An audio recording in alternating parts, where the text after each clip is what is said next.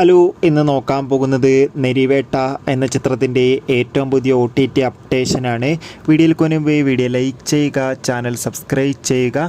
May മാസം OTT release ചെയ്യുന്ന ചിത്രങ്ങളുടെ വീഡിയോ, അതോടുകൂടി ജൂൺ മാസം OTT റിലീസ് ചെയ്യാൻ പോകുന്ന ചിത്രങ്ങളുടെ വീഡിയോ ഒക്കെ നമ്മുടെ ചാനൽ ഭാഗം പരിശോധിച്ചാൽ നിങ്ങൾക്ക് കാണാൻ വേണ്ടി സാധിക്കുന്നതായിരിക്കും. ടൊവിനോ തോമസ്, സുരാജ് എന്നൊക്കെ പ്രധാന കഥാപാത്രങ്ങളായ ചിത്രമായിരുന്നു നെരിവേട്ട.